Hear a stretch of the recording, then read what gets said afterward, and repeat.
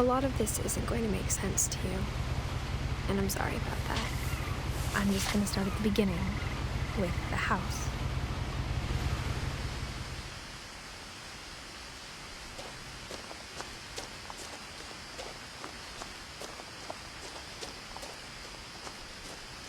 I lived here until I was 11, but I wasn't allowed inside half the rooms.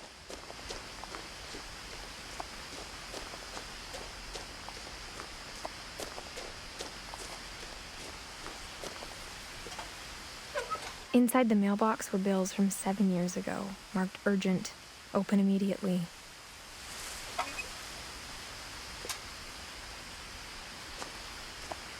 I hadn't been back since my brother Lewis's funeral.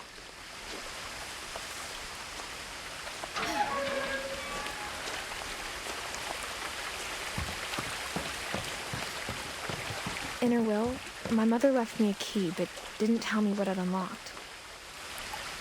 Maybe she thought I'd know, or she thought that the mystery would be enough to bring me back.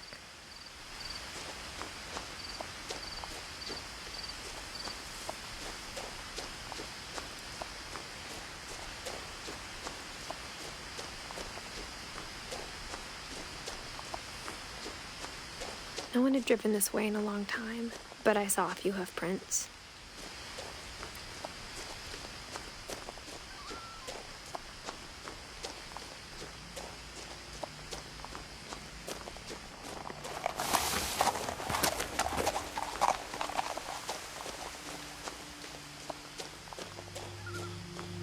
The truth is, even after I inherited the house, I never thought I'd come back to it.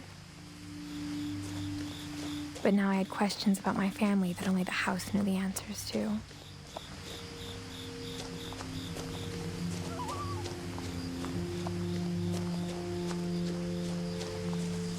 The house was exactly like I remembered it, the way I'd been dreaming about it.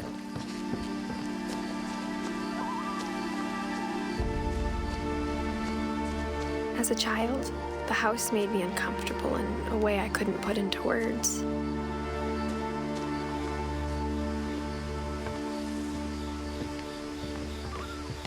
Now, as a 17-year-old, I knew exactly what those words were. I was afraid of the house.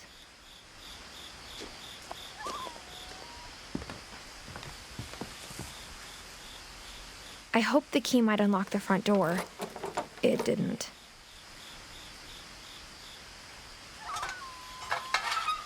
Looking in, I felt like the house itself had been waiting for me.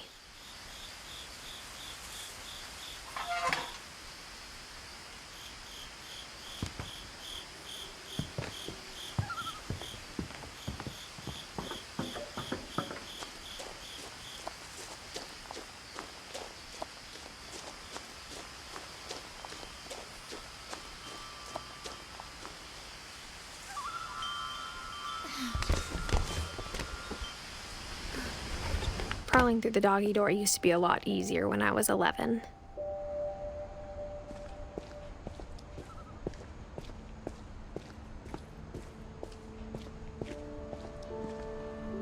The power had been turned off the night we left. For the first time in years,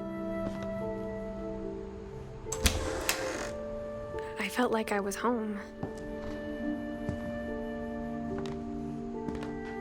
But instead of a family, there were just memories of one.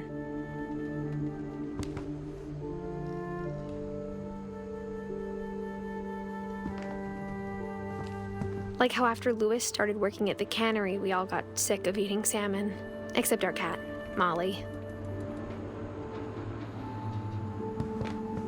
Or how only one restaurant would deliver to our house, so we had Chinese a lot.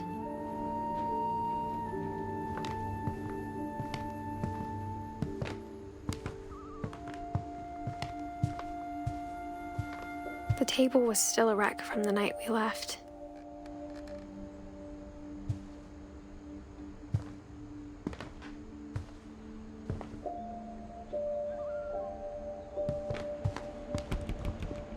My mom was the only one of us who could imagine Great-Grandma Edie living in a nursing home. It was like a bomb had gone off, killing everyone but sparing the furniture.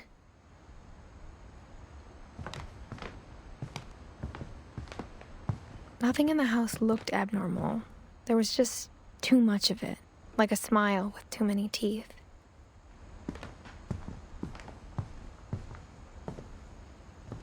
Mom always told me to stay out of the basement, so I wasn't too surprised when the key didn't fit.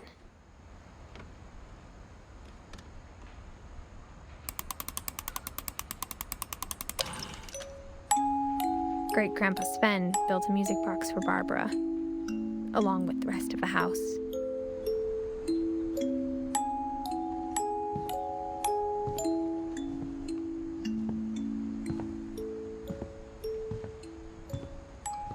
My mom wasn't much of an optimist, but she never stopped believing that my brother Milton was alive. A lot of things got left behind in the whirlwind of that last night.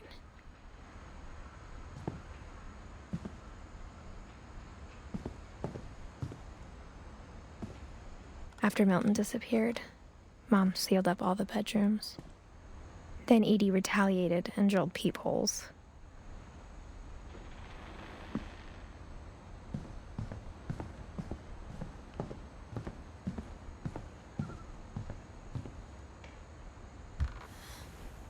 My Grandpa Sam spent 7 years sharing a room with his dead brother, Calvin.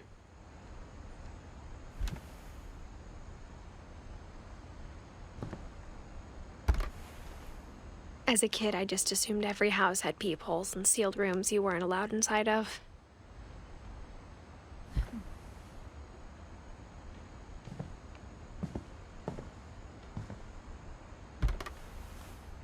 The last time I was in Edith Sr.'s room, I was 10 and she was painting my portrait.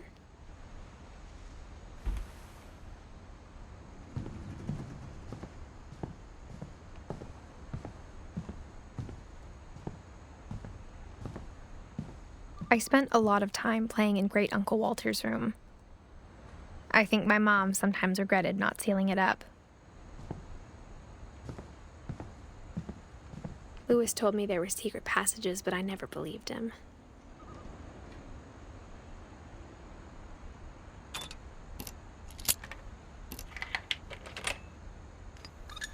Turns out, my mom was really good at keeping secrets. Now it was time to find out what my mom had been afraid of.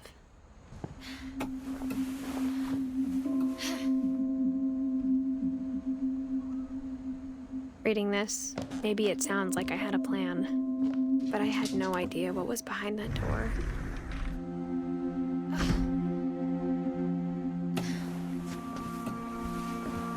Just like I had no idea where all this was gonna lead.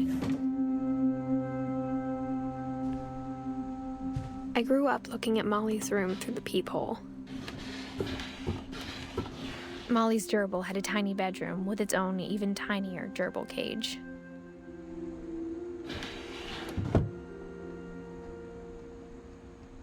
Being inside for the first time, I felt like I'd stepped behind a painting.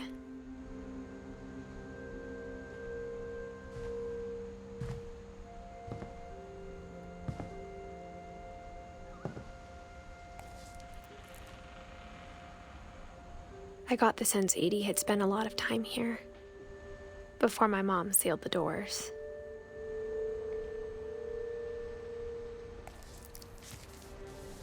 December 13th, 1947. Dear Diary, I'll be gone soon, but I wanted to tell somebody about what's gonna happen. It started when Mom sent me to bed without dinner. I woke up and I was starving, so I looked around for something to eat. The gerbil food was dry, but I didn't mind it.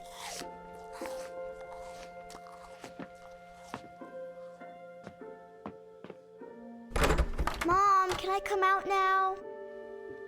Sweetheart, it's late. Go to sleep.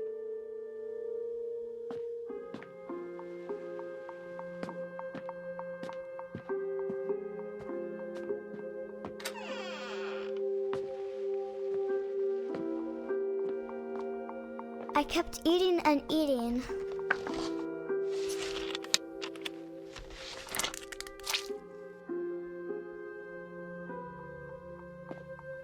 lot of things that night.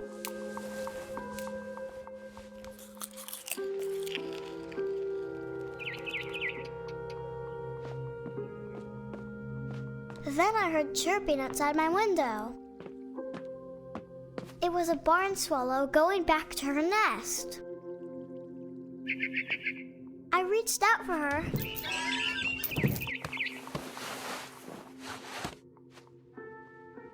And suddenly, I was a cat.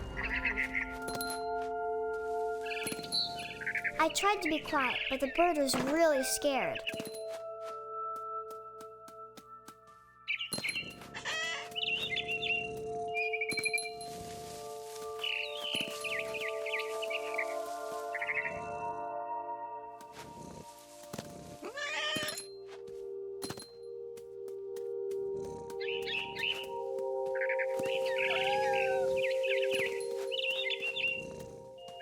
I jumped and I almost got her.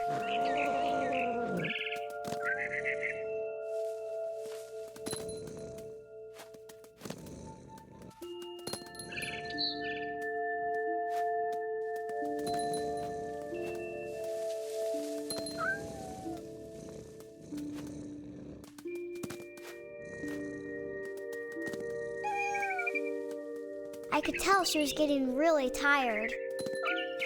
Now I was up in the big tree. I promised Dad I wouldn't climb it anymore. All I cared about was eating that mama bird.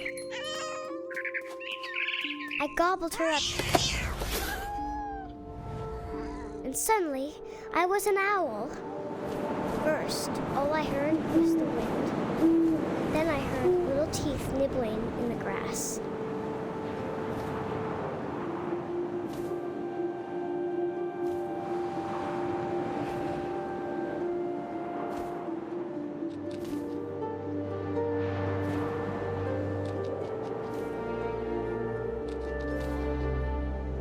Rabbits.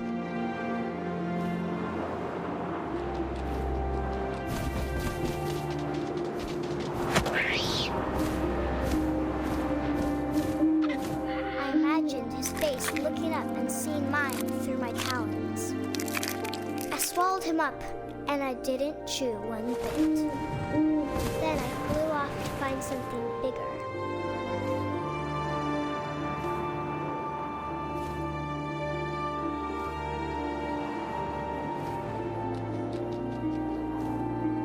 A mama rabbit.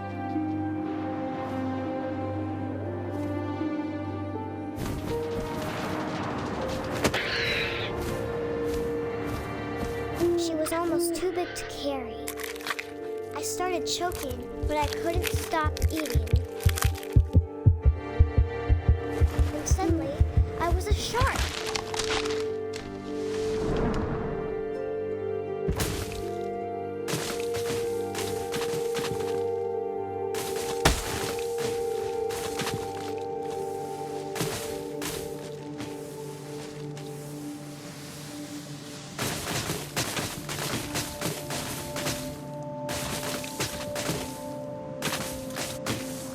I rolled off a cliff and into the ocean. Now, I was hungrier than ever.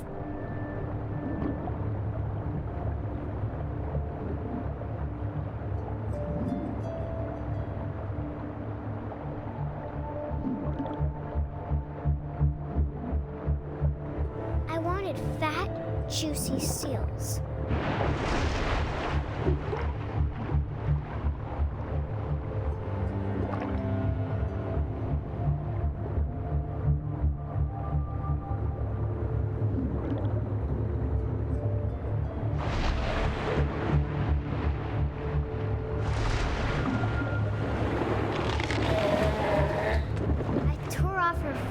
And it tasted really good.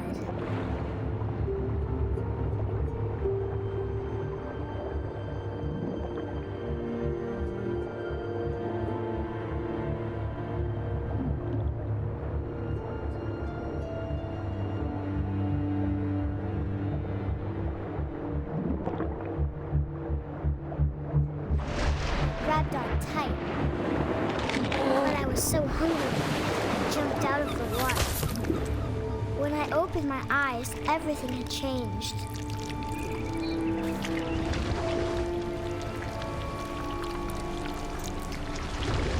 Now I was a monster, and I smelled people everywhere.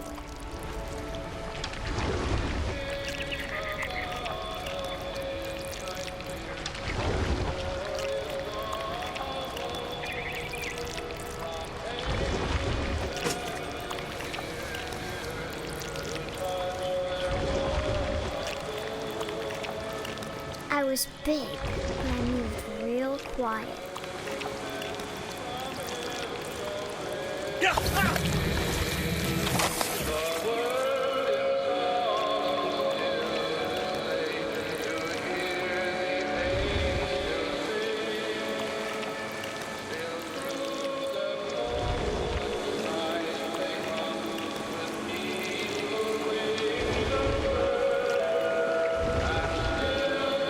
I wanted to stop, but also I didn't.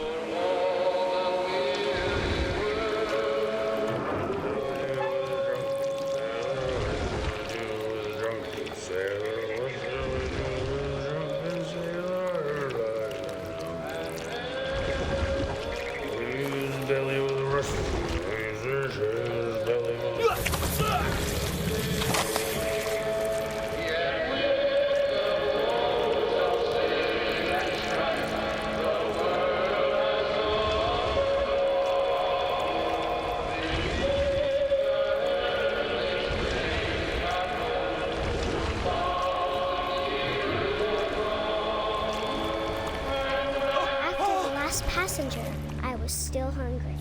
And across the water, I smelled something new. Something I had to have, so I swam towards it.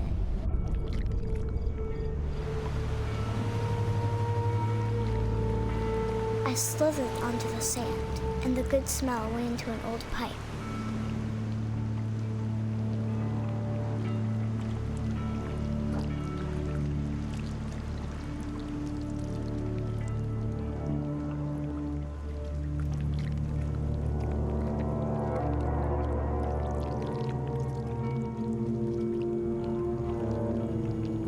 I got closer and closer.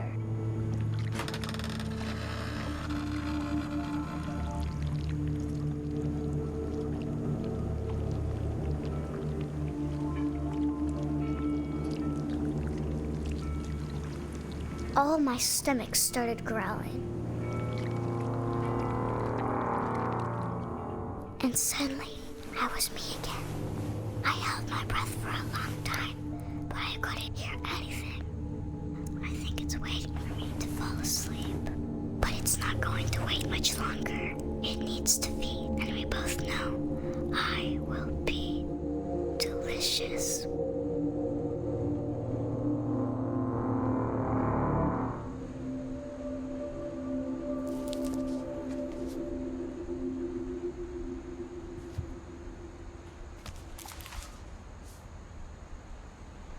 I'm not sure if I believed all of that, but I'm sure Edie would have.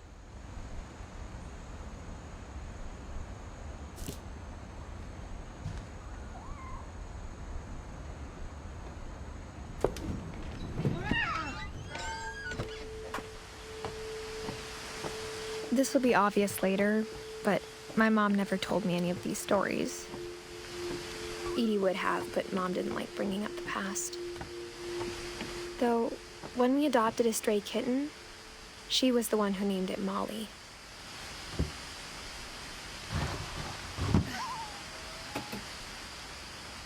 I spent a lot of time in Great-Grandma Edie's room.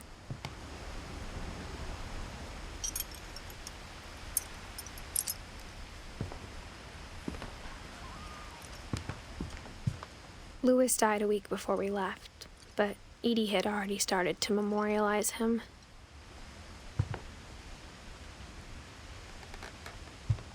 Her room was like a museum.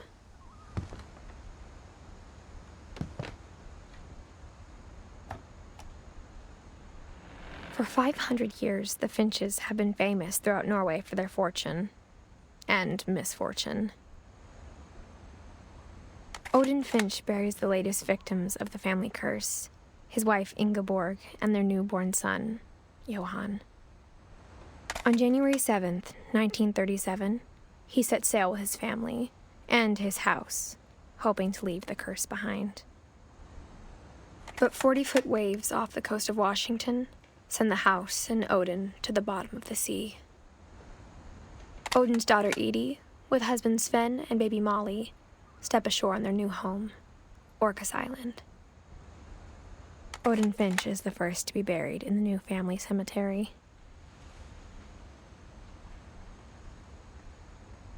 His daughter Edie is already dreaming of a new Finch house.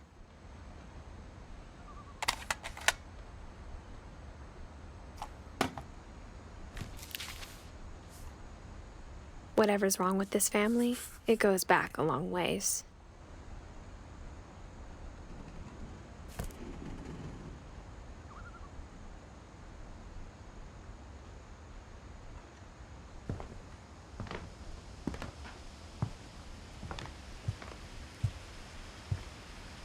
Edie gave a big interview about a mole man living under the Finch house. My mom was furious. I hadn't thought of myself as Edith Jr. for a long, long time. One summer, they evacuated the island, but Edie refused to go. For a few weeks, she was a celebrity.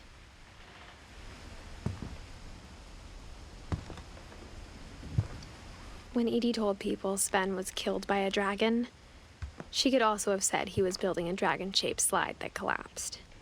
She could have, but she didn't.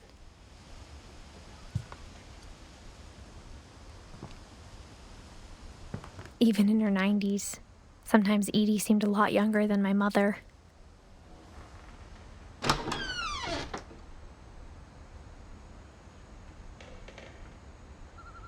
The only trace Grandpa Sam's first wife, Kay, left on the house was the pink bathroom. It was a pretty big trace.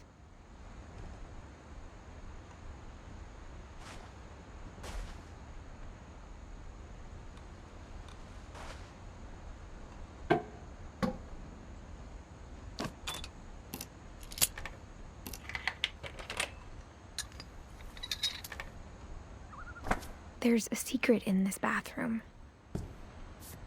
It's in the last place you would look.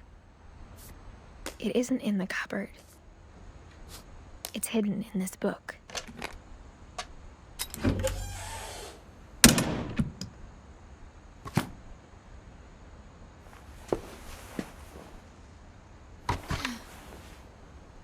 Sven gave Sam an old camera he'd refurbished. He never put it down.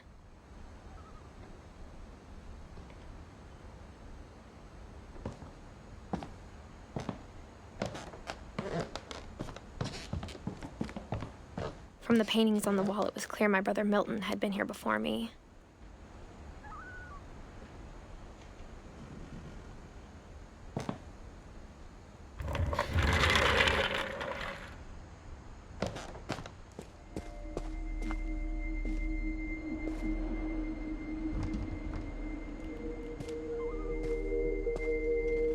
I knew Grandpa Sam had a twin,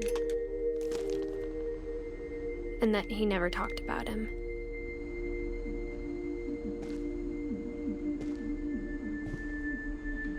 I guess my grandpa didn't like history any more than my mom did.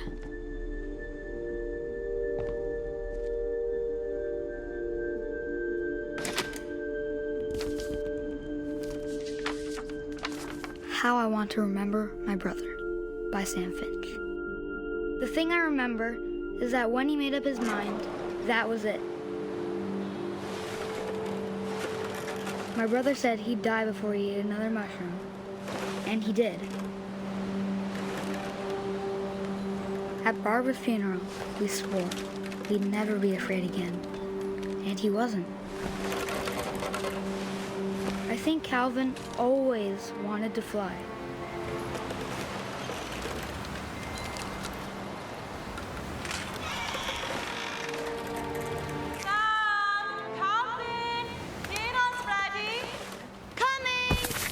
But that day, he finally made up his mind to do it. I told him going around was impossible. Maybe if I hadn't said that. Alfred, I'm not gonna tell you again. Maybe if the wind hadn't picked up. Then maybe he'd still be here. But I doubt it. I think he'd already made up his mind. That's what I want to remember about my brother.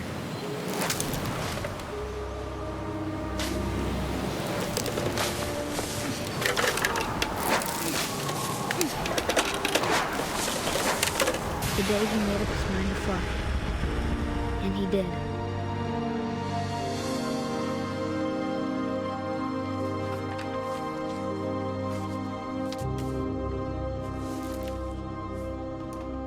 Calvin's story felt strangely familiar. When I was younger, I remember trying to do the exact same thing.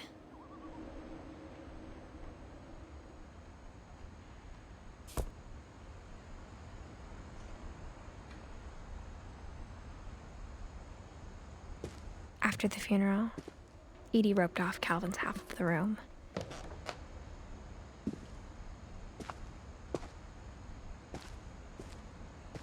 Mom said Grandpa Sam enlisted at 18 and never set foot in the room again.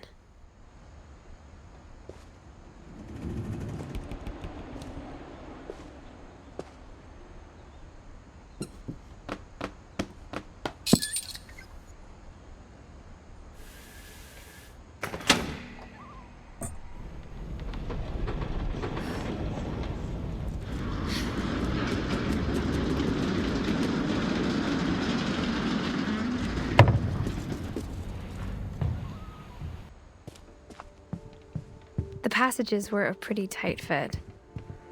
They'd obviously been built for smaller hands and bellies.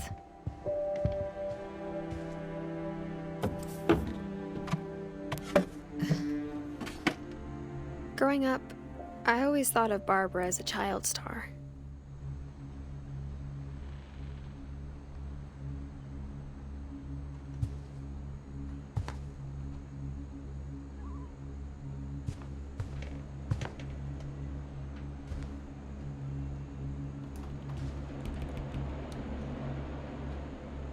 I never thought about how hard it must have been for her afterwards.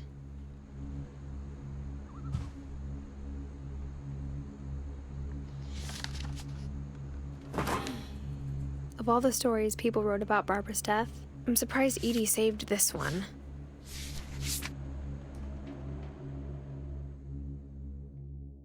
Old Jack here with another ghastly tale inspired by America's most unfortunate family. I'm calling it The Surprise Ending of Barbara Finch. As a child star, Barbara was famous for her scream. Now at 16, she was all washed up. A has-been. But in a lucky break, she'd been asked to perform her signature scream at a local convention for monster movie fans. It was just the boost her career needed. Unfortunately, her scream hadn't aged well. Getting better. I think you just need the right motivation.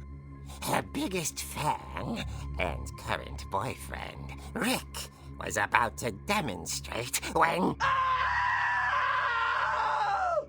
Now that was a great scream. It was Barbara's father, Sven. He'd slipped into a table saw and had to be rushed to the emergency room. So Barbara got stuck babysitting her youngest brother, Walter. Her convention comeback was cancelled. Okay, I'm hearing frustration, but I'm not hearing terror. What if I tried... A gang of hoodlums in Halloween masks have been terrorizing Orcas Island tonight. Police are urging residents to... That came from the basement. You're right! Also, I loved your delivery on that. Why is your basement door locked? because my dad likes making puzzles and secret passages. There's a key hidden in the music box. The secret is to keep winding and winding until finally the key pops out. Thanks, babe. I'll be back in a sec. 20 minutes later, Rick hadn't returned. So Barbara went to look for him, right on cue. She reached for the music box. And as she wound the key, she listened for Rick, but the house was silent.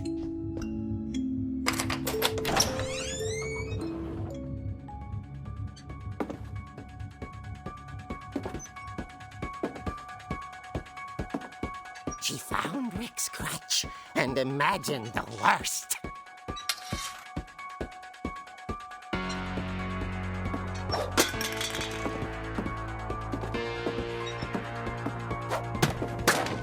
The gang's leader is the infamous Hookman killer, Dr. Carl Hamill, who impaled and then ate his family 10 years ago tonight.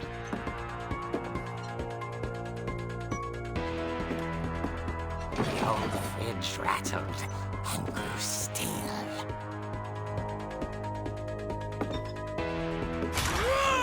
Oh dear! Oh! Rick? Barb, relax. I was just trying to scare you to help you find your scream. Well, I'm not scared, Rick. I'm furious. Then act furious. All I'm getting from you now is that you're hurt and confused and She threw him out, but she kept a little something to remember him by. Barb, have you seen my other crutch? And she was still holding it when she fell asleep watching the late picture show. Hours later... Barbara! Walter, what's going on up there? Ah! Okay, I'm coming up, but if this is a trick, you're dead, Walter.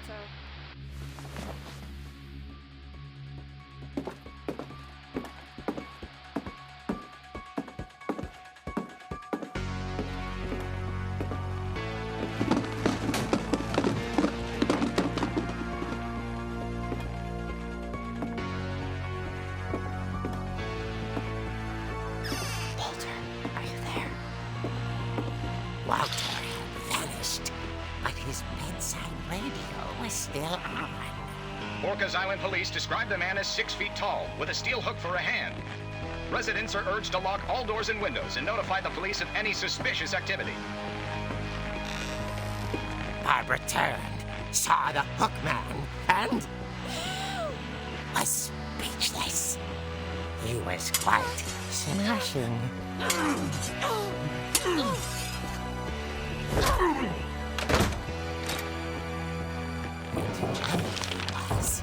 He couldn't get enough of Barbara. Okay, Barbara, there's gotta be another way out of here. That night, she played her part beautifully.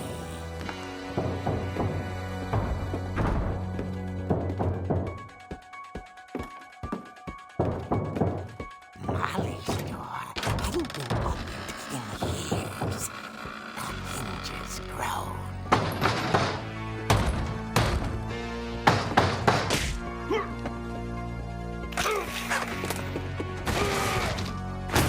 He wasn't moving, but she sensed the story might not be over yet.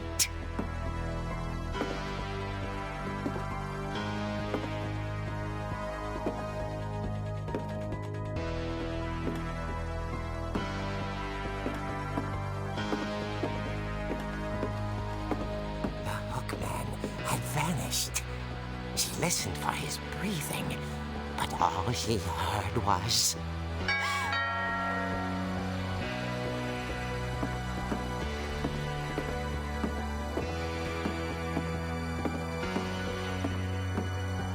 At the door, she heard whispering. It was coming from inside the house.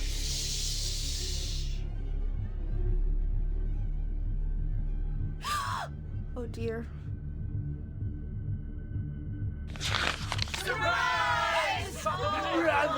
You were wonderful. The monsters had come to surprise her. For Barbara, it was a dream come true. Then she saw what kind of monsters they were, and she realized what was about to happen. She was going to be famous. And with her final breath, Barbara Finch gave the performance of her life.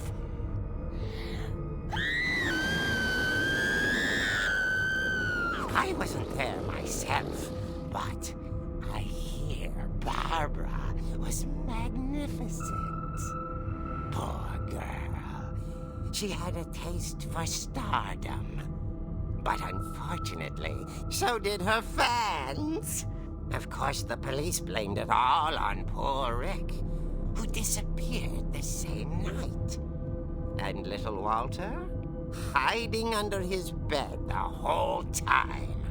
He took it all pretty hard, but that's another story.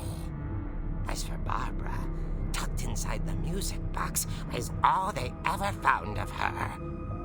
Her ear.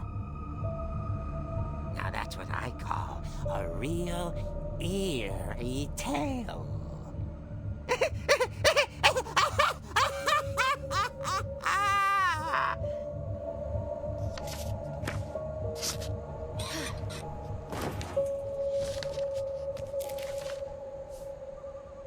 Edie told me all Barbara wanted was to be remembered, as absurd as that comic was. Maybe what Edie saw was a happy ending.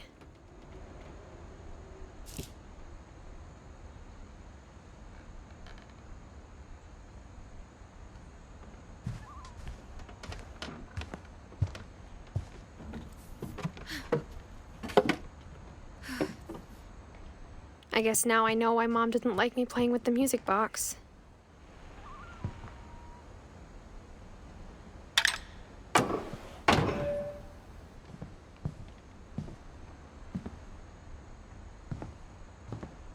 Whenever people ask me about my family, the first thing they always want to know about is Barbara.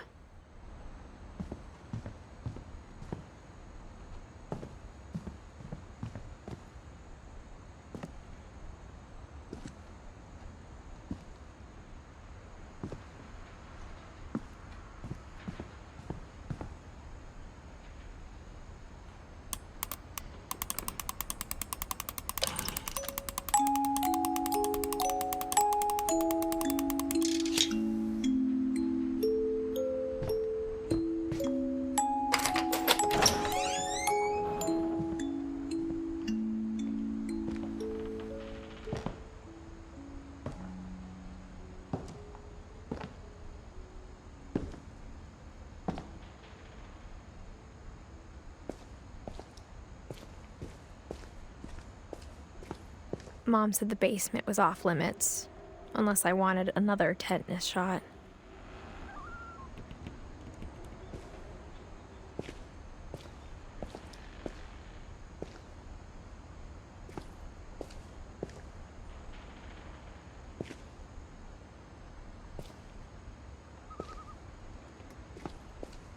I saw Edie sneak down to the basement once, carrying packages.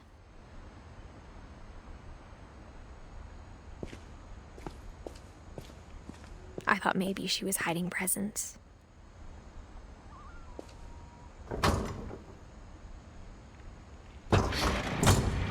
It turned out she was hiding a lot more than that.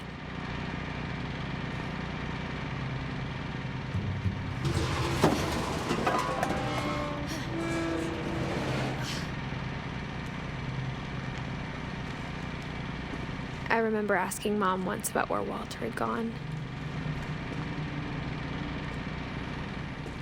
She said after Barbara died, he got as far away as he could. If there's a pattern in all these stories, I think it's that none of us has gotten very far.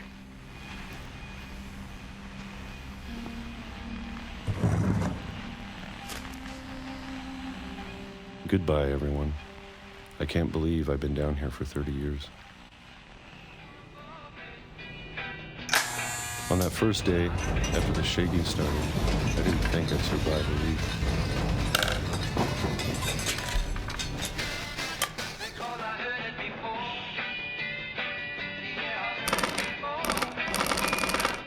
But after a few days, I settled into a routine. That's what kept me sane.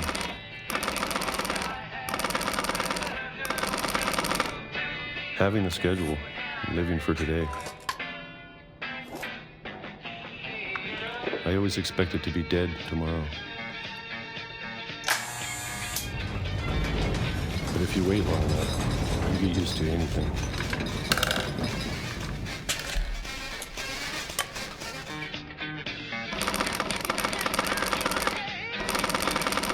Even a monster on the other side of the door starts to feel normal.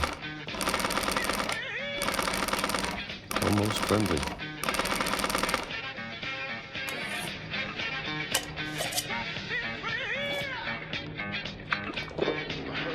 And then one day, everything just stopped. Whatever that thing was, it was gone. Maybe it got tired of waiting. Or maybe I just got tired of being afraid.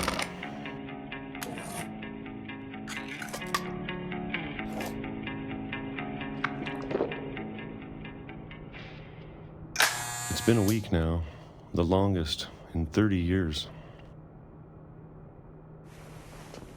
I'm done waiting. I have to leave while I still can.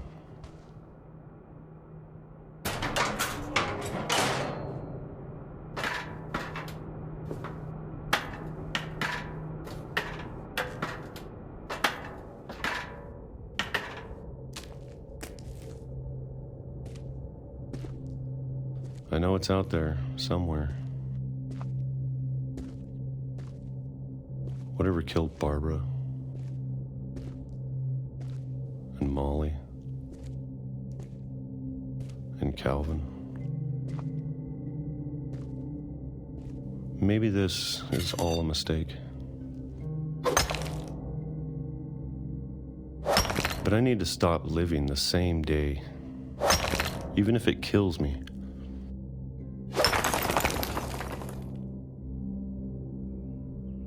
Whatever's out there, I want you to know I'm ready for it. I'm going to appreciate all of it, especially the food. I don't mind if I only have a year left, or a month, or a single week. I'd be happy with one more day. I can already imagine the sun on my face.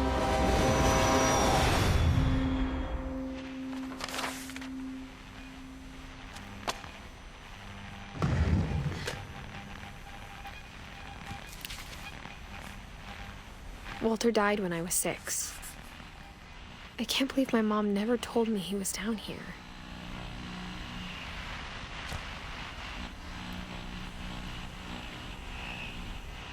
I'm sure my mom was trying to protect me.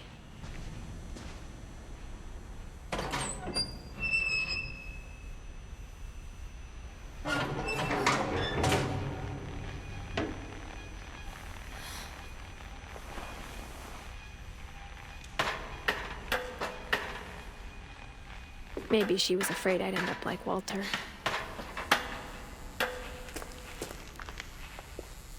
But if she never told me about an uncle under the house, I can only imagine what else she was hiding.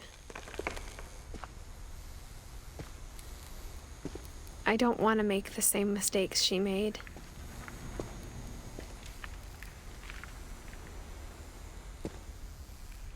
Trying to bury something that's still alive.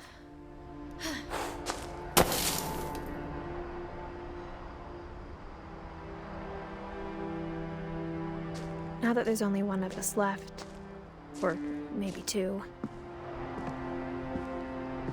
I thought it was time I heard the stories for myself and found out what happened to everyone else. But now I'm worried the stories themselves might be the problem. Maybe we believed so much in a family curse, we made it real.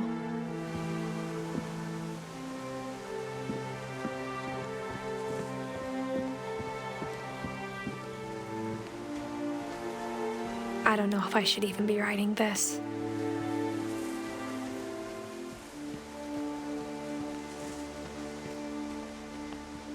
Maybe it'd be better if all this just died with me.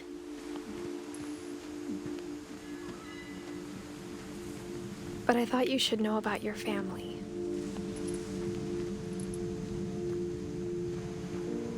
And the history you're a part of.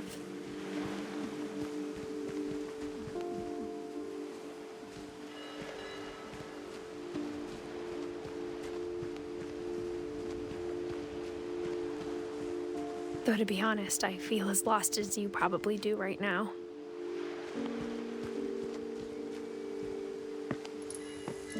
I think the people in these stories believed them, for what that's worth.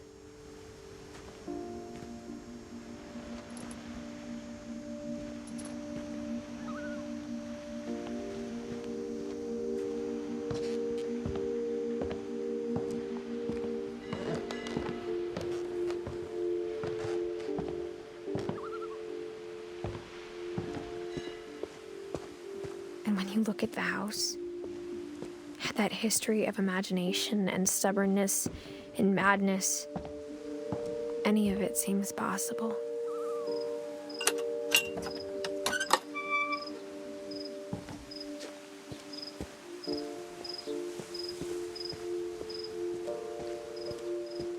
I think we've been surrounded by death for so long, we've just gotten used to it.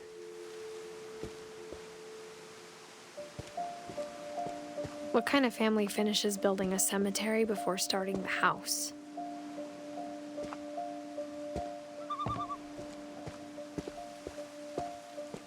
It's embarrassing for me to admit this, but the pet cemetery made me more uncomfortable than the human one. 3 of the gerbils are mine, and 2 had been my fault.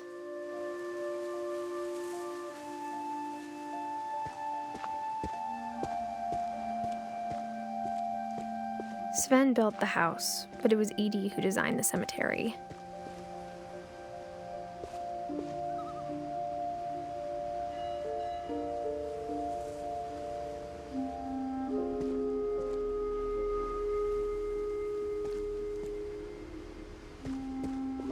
I'm sure Odin's monument had been Edie's idea. My mom was always trying to move on, but for Edie, the past never went away.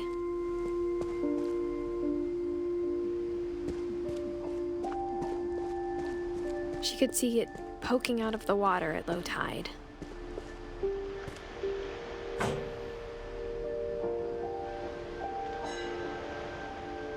Edie said she dreamed about the old house every night.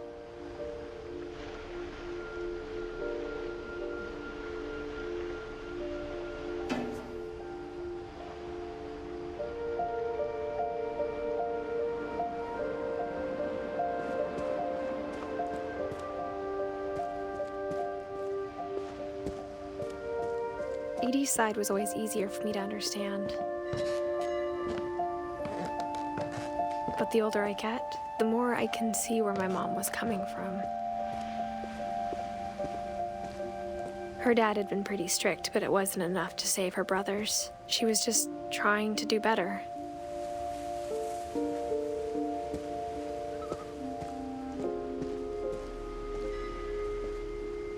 She lost 2 of her brothers, just like I did.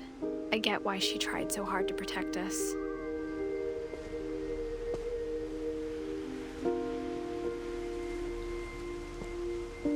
We never found Milton's body, so my mom insisted we were putting up a monument, not a tombstone.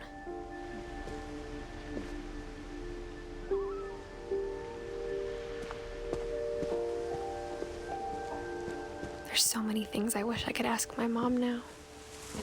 Part of me thinks this is what she wanted all along.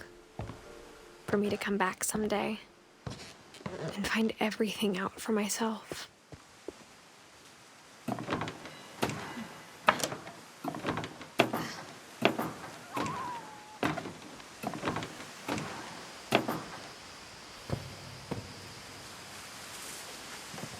but looking back on it now,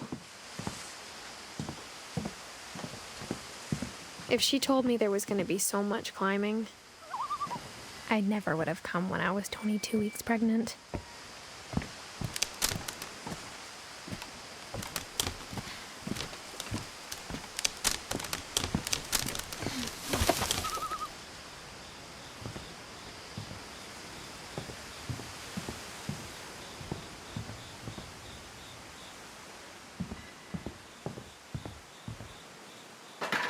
I never met Grandpa Sam, but I think he and my mom had a lot in common.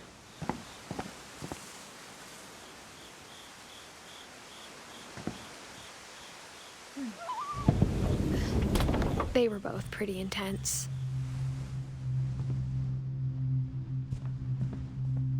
Sam spent his life shooting photos, but Mom said he got nervous being in front of the camera. I guess we're all afraid of something.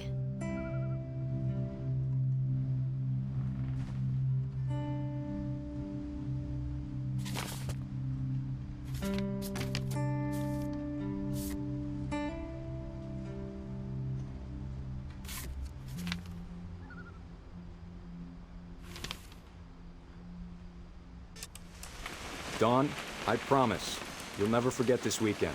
Yes, sir. These memories are gonna last a lifetime. Perfect. Am I gonna have to shoot anything? It's gonna rain the whole weekend, isn't it?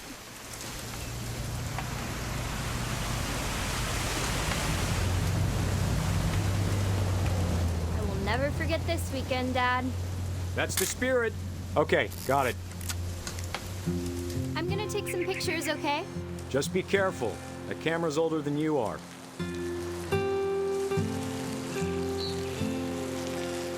Definitely should not have drunk all that coffee. Hey! That's a keeper. I'm just saying, I'm not always gonna be here, Dawn. You'll need to remember this stuff, if you want to survive. I'll be fine, Dad. You know who else thought he was gonna be fine? Some guy who died. Dawn, I'm being serious. I know, Dad. You're always serious. Doesn't being out here make you want to chill out? Well, to tell you the truth, I haven't been out here in 20 years.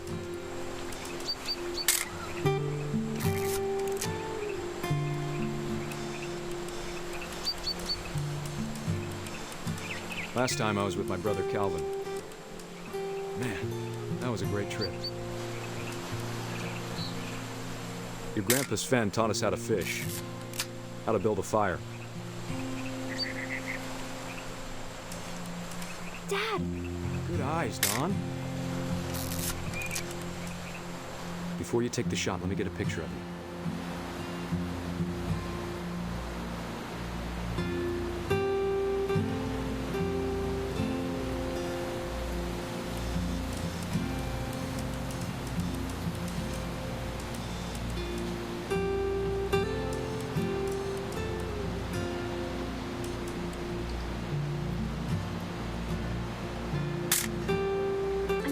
Dad.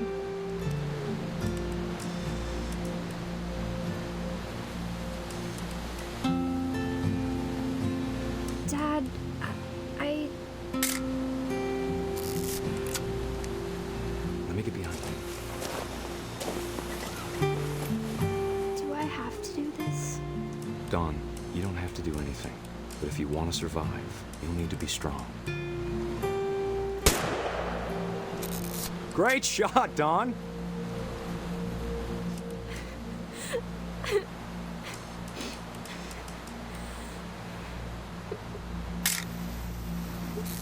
I'm proud of you, Dawn. Always remember that, okay?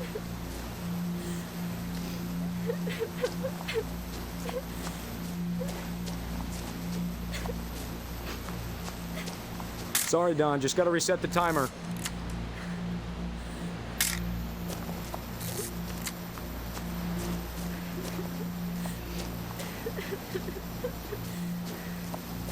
Dad, it's twitching. I think That's totally normal, Dawn. Just focus on the camera. Try not to think about... Dad!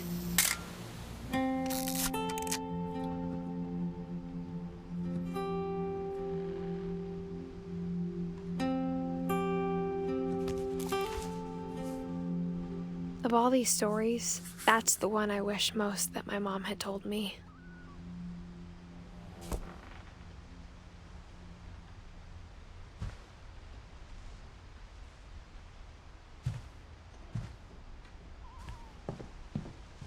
Instead of hiding from death, Sam seemed to go out of his way to meet it.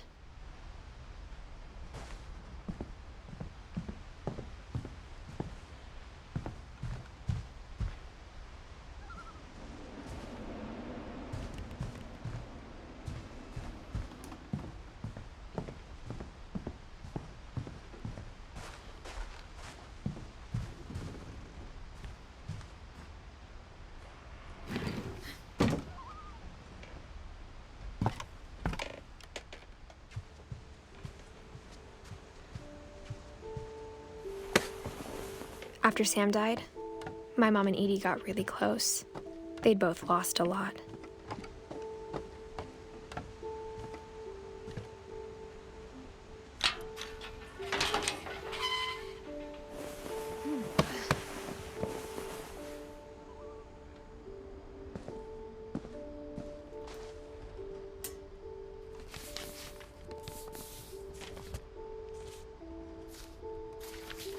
Dear Kay, do you remember the way Gregory used to laugh when he thought he was alone?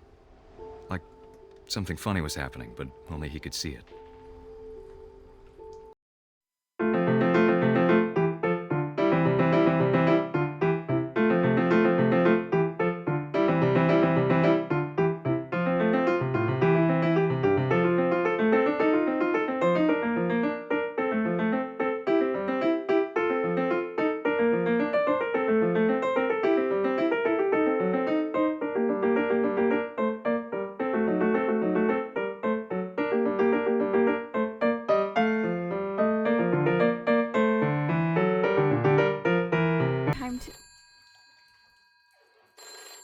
Hold on, sweetie.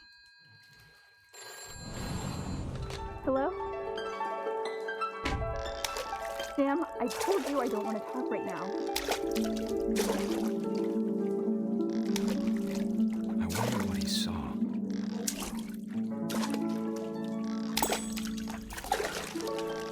What his world was like.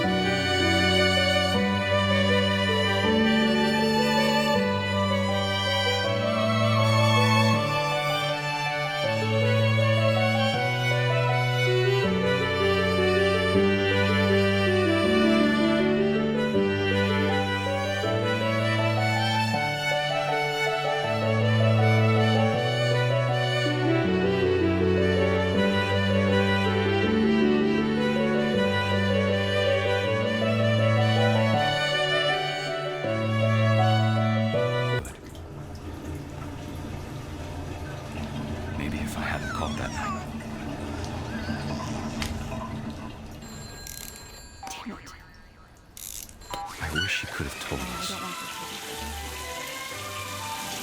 about the world we saw.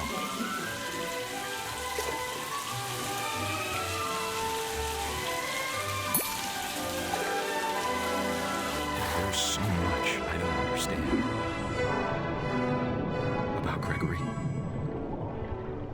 about everything.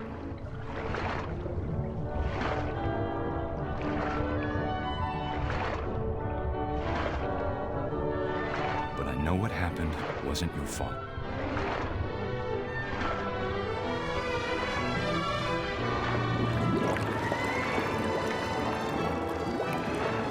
I'm sure he's happy.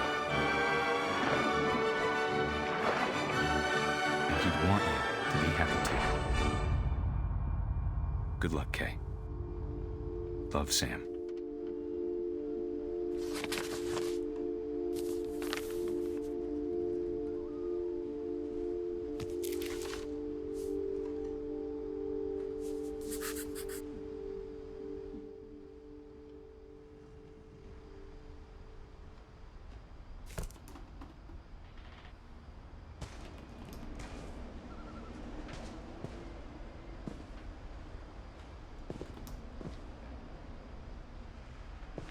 I can't imagine my mom ever writing poetry, and yet...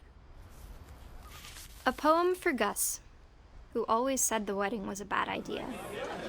Our father never hit us kids, at least not very hard, before the day my brother said with teenage disregard that he'd be dead before he'd see a wedding in our yard.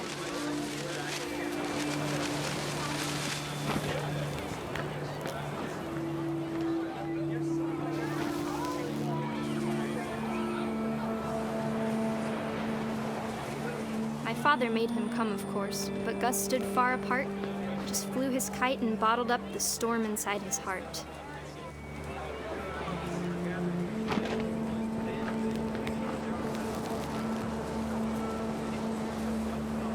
I tried to talk him out of it, but though he'd never met her, we don't need a stepmom were the words that I now pronounce you husband and wife. You may kiss the bride.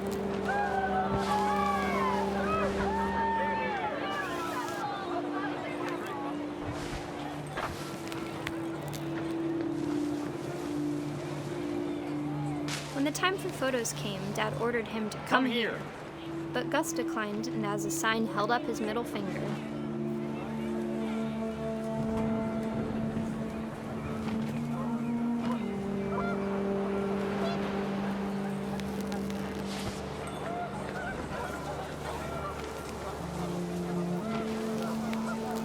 The wind picked up and panicked geese appeared and quickly went. But all the humans did that day was go inside the tent.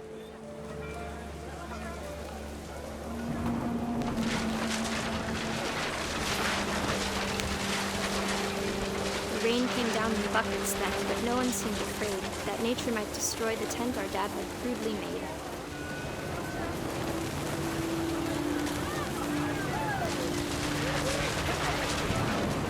The thunder sounded much too close and full of angry power.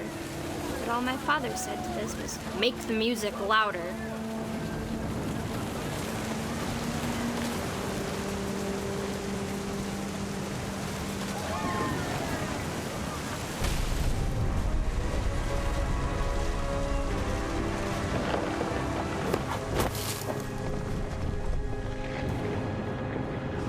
I wish that I could truly say I thought about you on that day. Out there on the beach alone, just you, the wind, the sea, and foam. But I didn't, until we found you.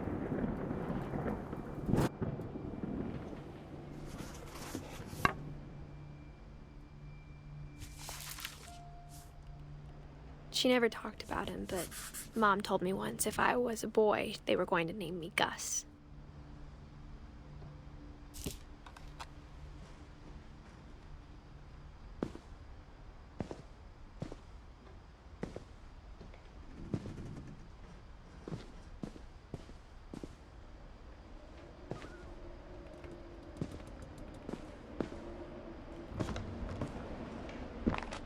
My mom moved up to the loft after her brothers died. At the time, it was as far away as she could get.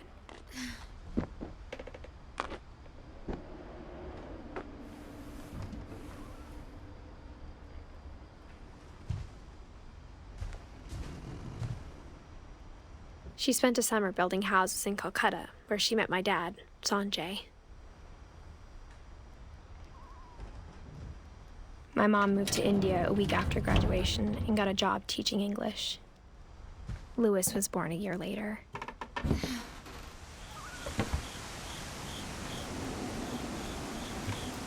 When my dad died, I don't think Mom knew where else to go. I'm sure Edie was happy to have her back.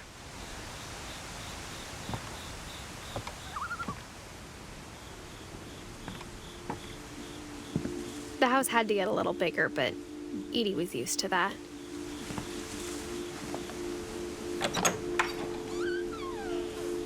And for a while, things were good. Almost normal.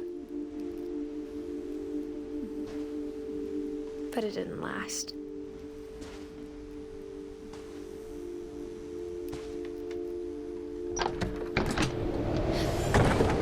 The beginning of the end was Milton's 10th birthday, when Edie gave him a castle.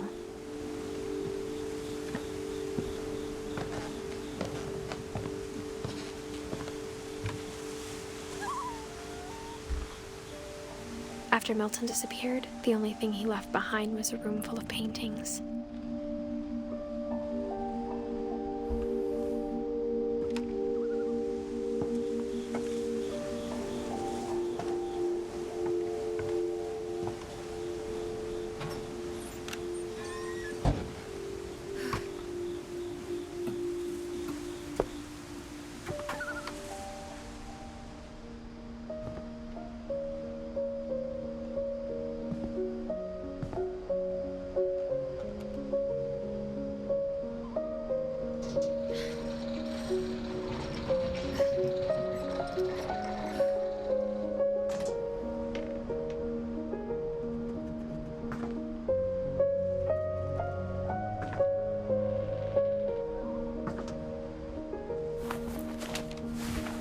Milton Finch in The Magic Paintbrush.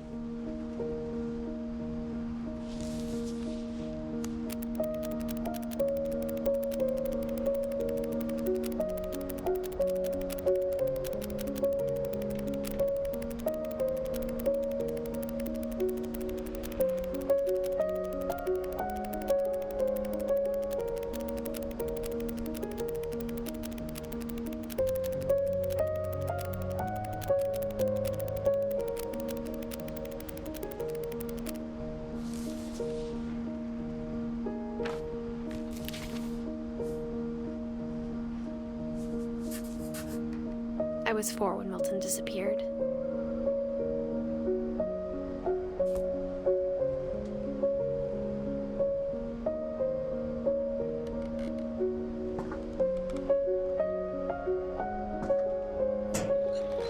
Mom spent months searching for my brother. Then she sealed the doors.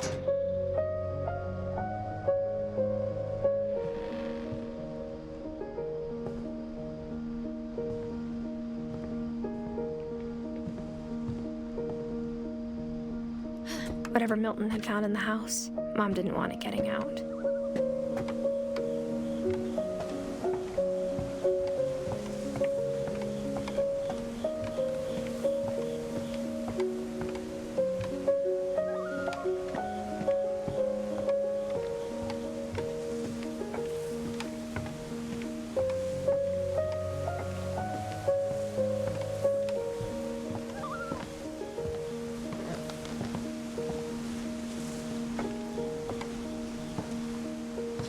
Mom definitely blamed Edie, but I think Louis blamed himself.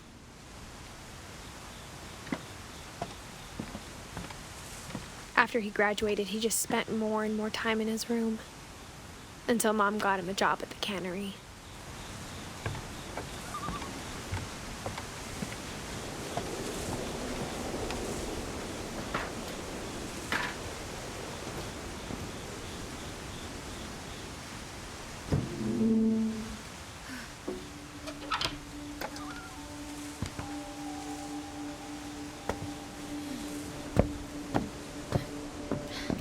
Louis's room smelled very, very familiar. That part of him lived on.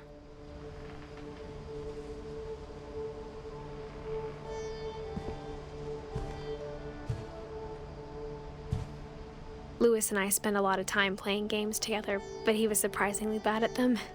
He died a lot.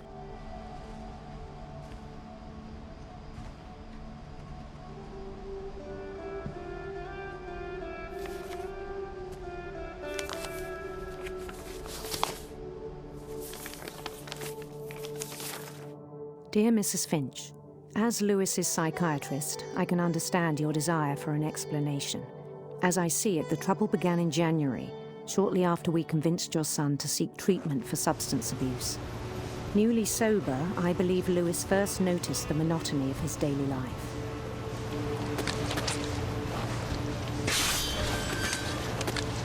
He kept working at the cannery, but he withdrew part of himself.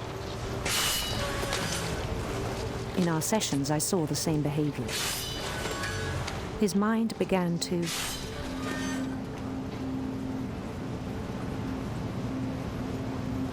wander.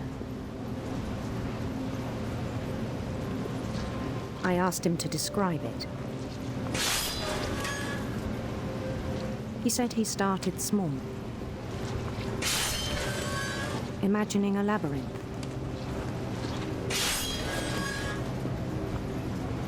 He'd feel his way about. Then something moved. Bats. And toads. And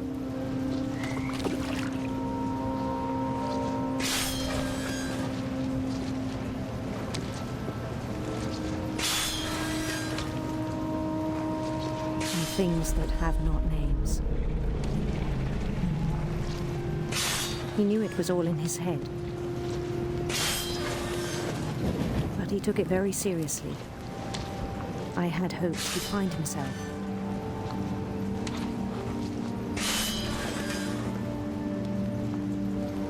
But he found something more.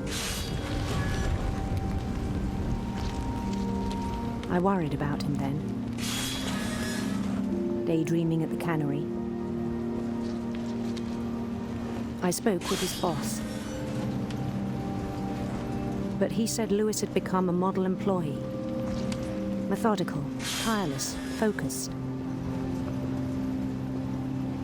Like a whole new Lewis.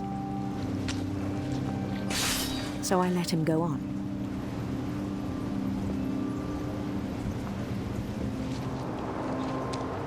I even encouraged him. It seemed very promising at first. He told me he'd made a new friend.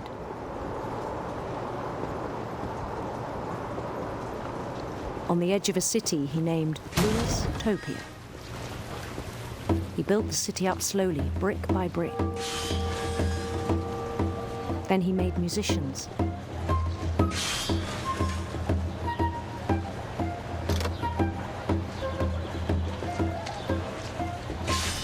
And songs for them to play.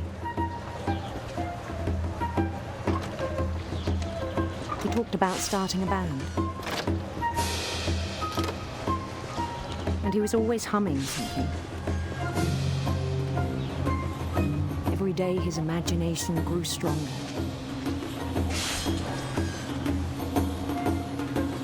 He no longer spoke at the cannery. But his chopping was as reliable as ever. Then one day it struck him that all the cheering crowds, even the stones under his feet, were all in his imagination. So he could do whatever he wished.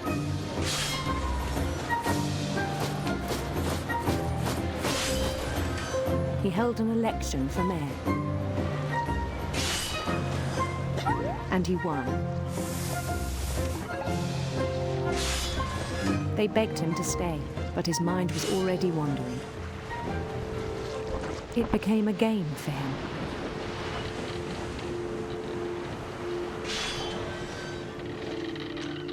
He'd conquer a city, then immediately push on. New Louisville.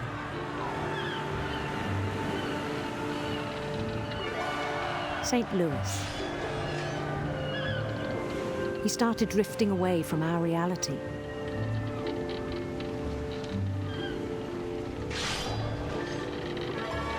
Minneapolis, until one day he forgot to go home from the cannery. Even as his mother pleaded with him, part of Lewis kept sailing on.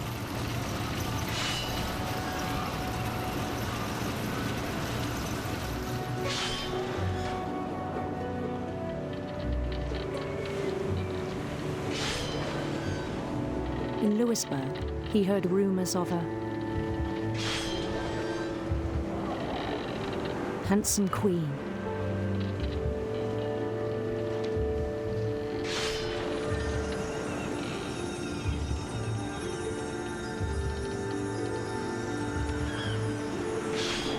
The queen was on her own quest for sinister serpents.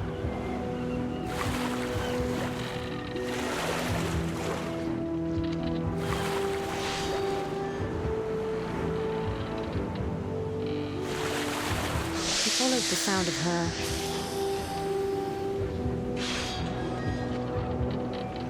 electric sitar.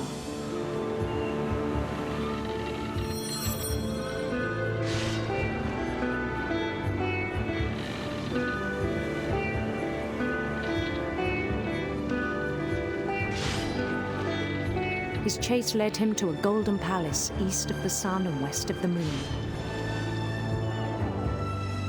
Even then, his logic remained sound.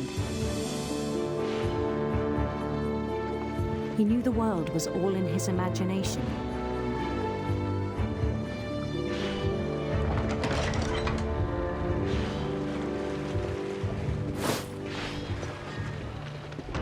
But he was so proud of having created it. In his own eyes, he'd become something greater than a king.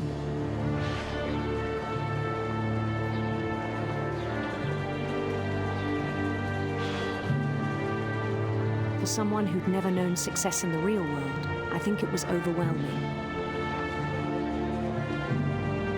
And then it struck him that the real Louis was not the one chopping salmon, but the one climbing the steps of a golden palace.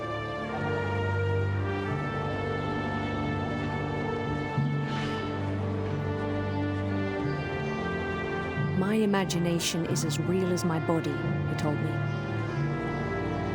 It was hard to argue with him.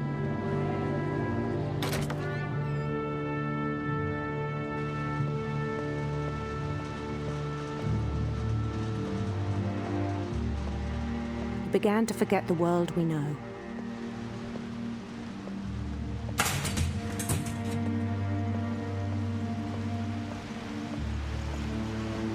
I think it pained him to remember Louis, the cannery worker.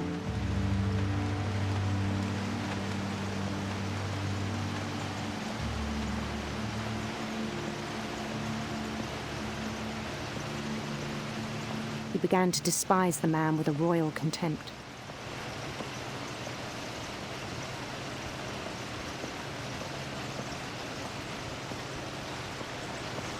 I still thought I could save him. Even after he said he was being crowned king over all the lands of wonder.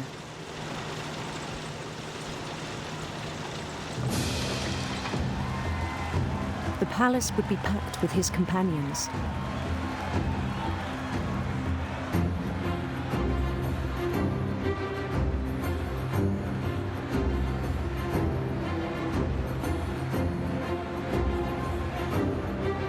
Including the wise Calico who'd insisted on advising him.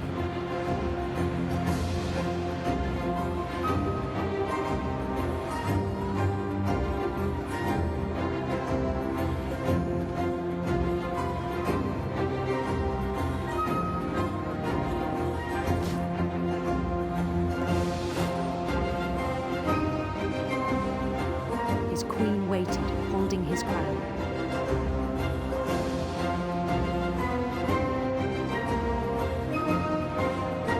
There was only one thing left to do.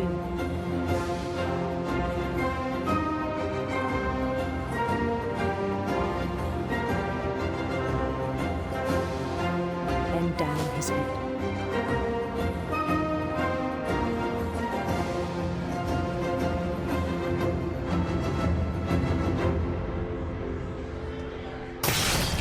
And the rest I think you know. Mrs. Finch, your son was a kind man who will be missed by all of us who knew him.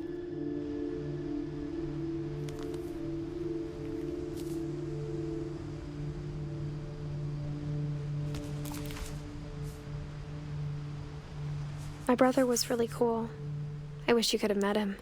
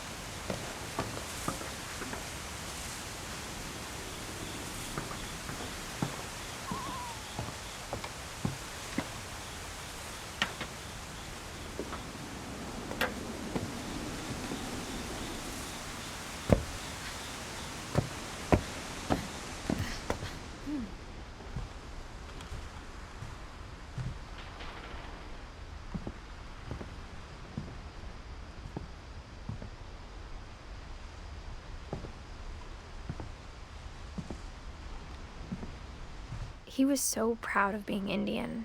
I think for him, it was a way to be something other than just a Finch.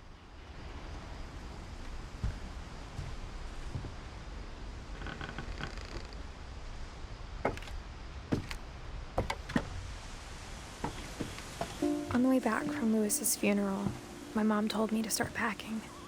She waited until the day before we left to tell Edie. I'm not sure if she wanted to make it easier or harder.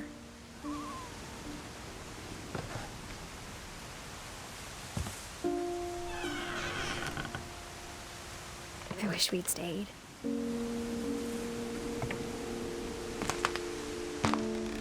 But I understand why we left.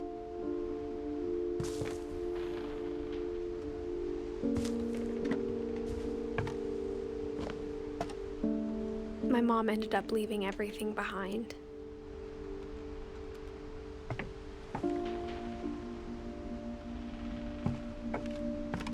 What happened that night had been coming for a long time.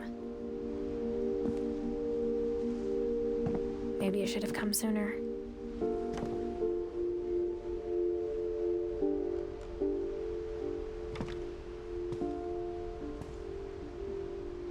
But it had to end one way or another. All that's left now is to tell you about that last night.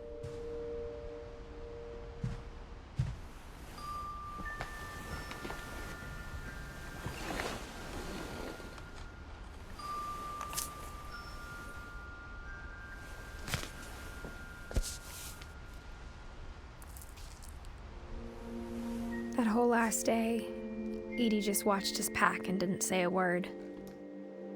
Until supper, when she raised her glass and said, "To our final night together, and all our final nights apart." Grandma, you know what I said about alcohol. Some of your medications are very Edith, specific. I left a present for you in the hallway. Why don't you go open it? The grown-ups have to argue now. I'm sorry, you're right. We're all leaving tomorrow. Let's just enjoy our last... I'm not leaving. Edith, you're excused.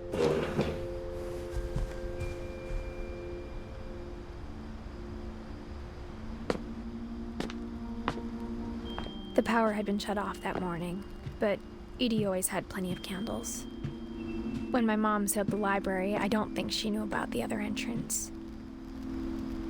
Or that Edie had a key to it.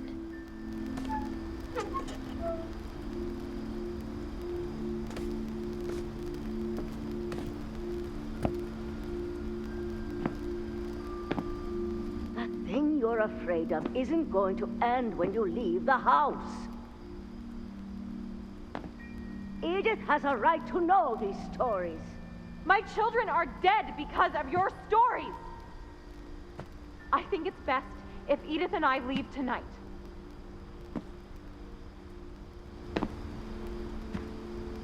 We'll have the nursing home send a van for you in the morning, okay?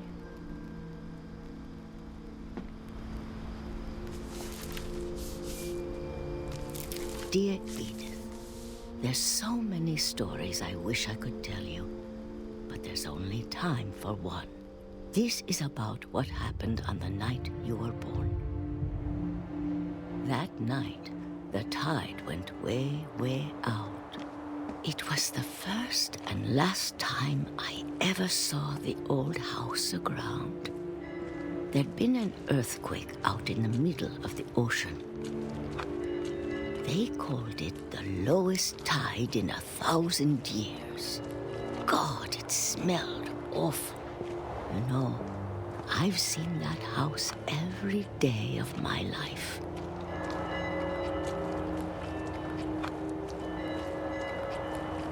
But I never thought I'd go back to it.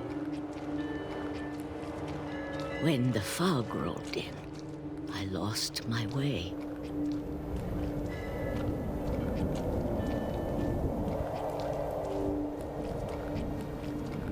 I got turned around.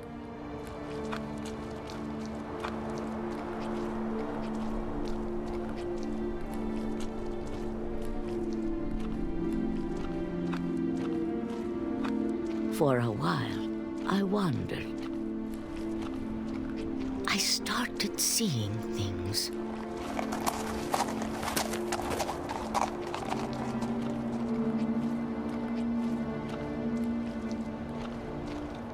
Things I'd forgotten had ever existed.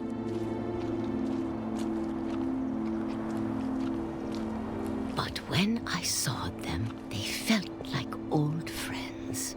That night, a lot of things came back to me. Or maybe I came back to them.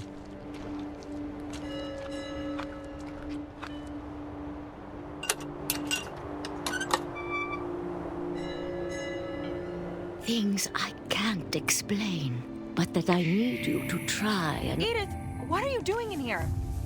It's mine. Edith! Mom, you're gonna rip it! Let go! I kicked and screamed, but Mom dragged me to the car.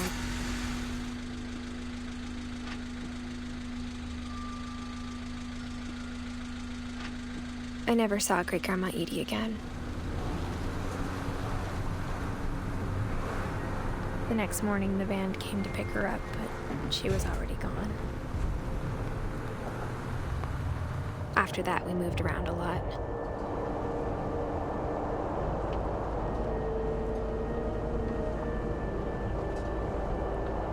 We both tried to make the best of it.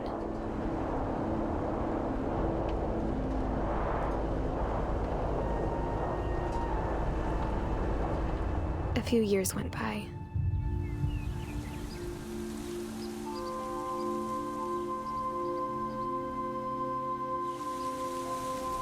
My mom didn't like to talk about it, but she started getting sick a lot. The rest happened pretty quickly.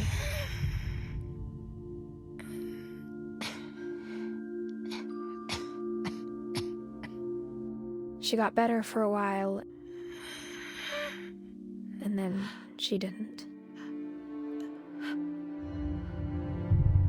And then I was alone.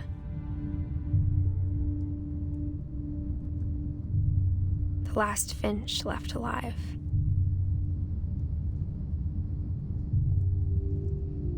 Until I found out about you. I'm still not sure what to tell you about all this. If we lived forever, maybe we'd have time to understand things. But as it is, I think the best we can do is try to open our eyes. And appreciate how strange and brief all of this is.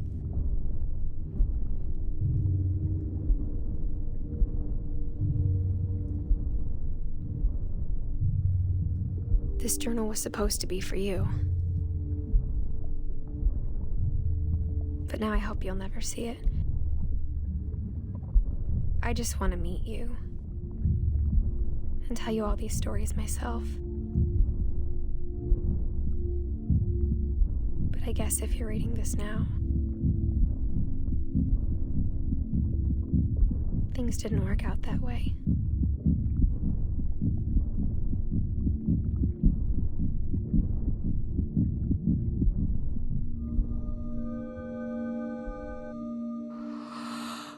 This is where your story begins. I'm sorry I won't be there to see it. It's a lot to ask, but I don't want you to be sad that I'm gone. I want you to be amazed that any of us ever had a chance to be here at all. Good luck.